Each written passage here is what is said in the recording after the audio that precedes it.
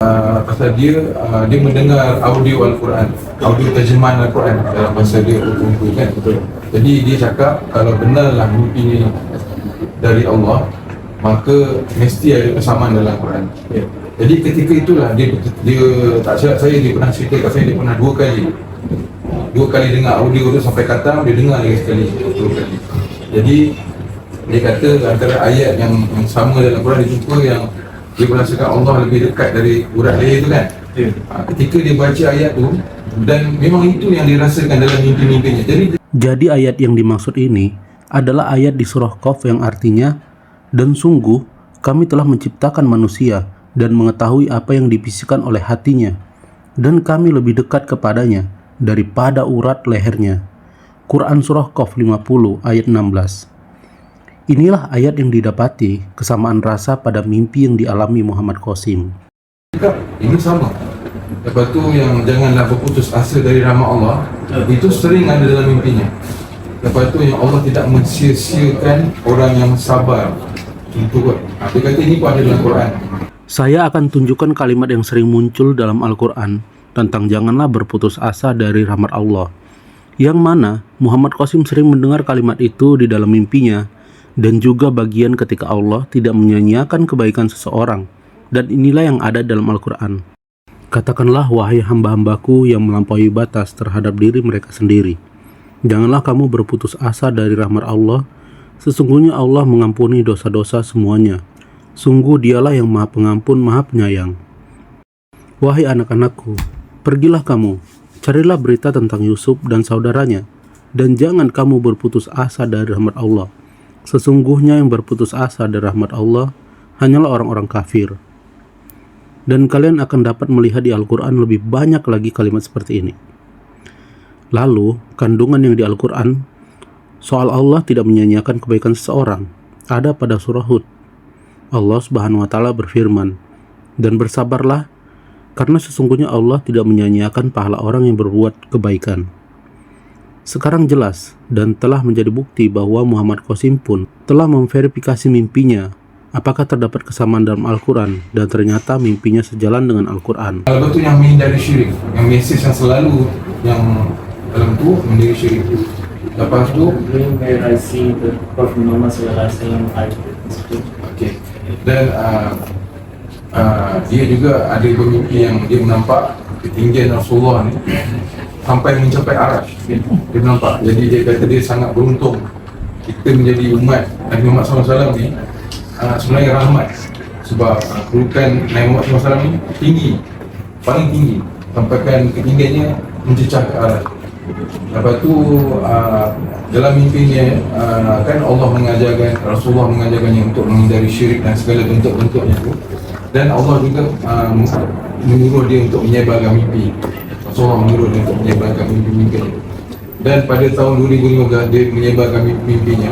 Dia kata dia pun dia kan pemalu orangnya macam orang yang begini susah kerjanya bagi dia.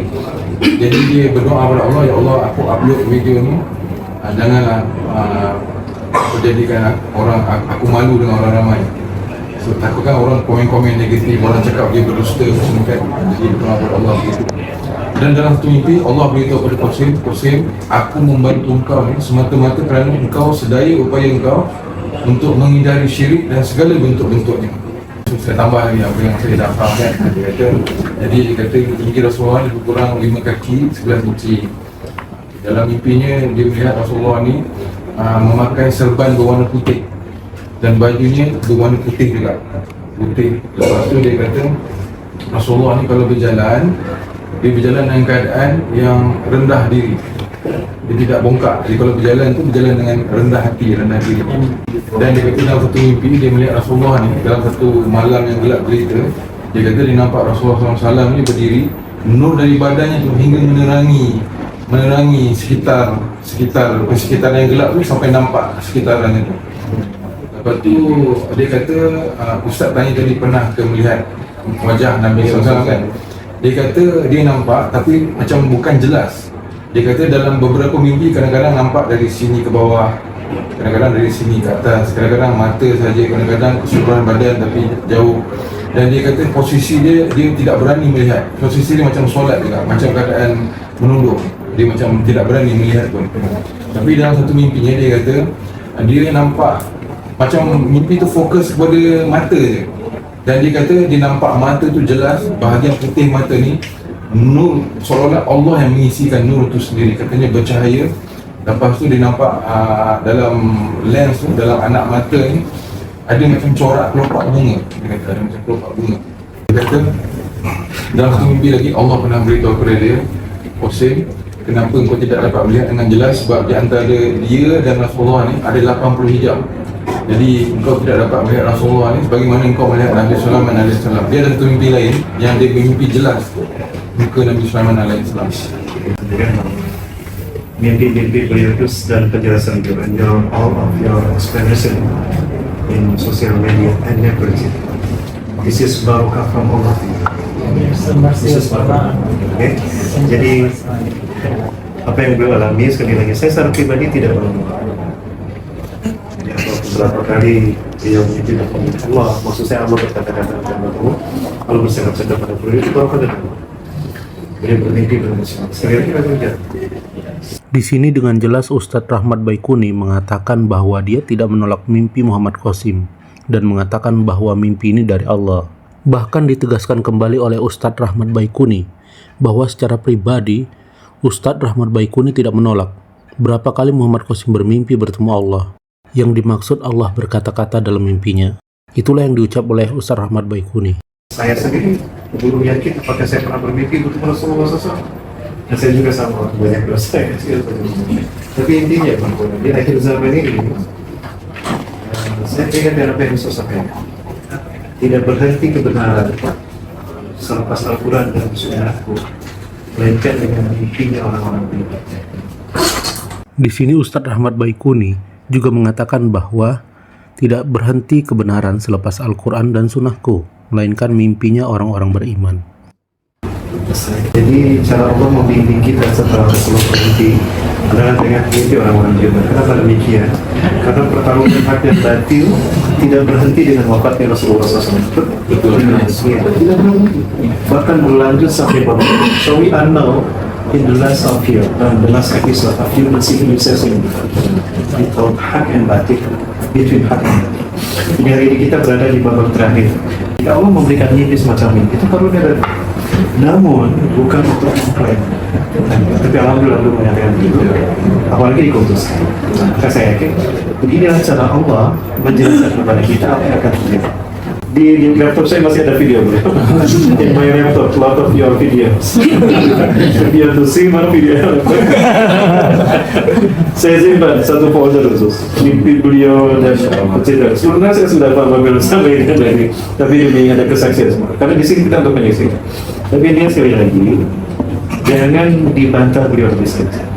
Menurut saya mengatur menyikapi ini bahwa ini kalau karunia dari Allah untuk menunjukkan tentang kebenaran fakta-fakta yang akan terjadi nubuat.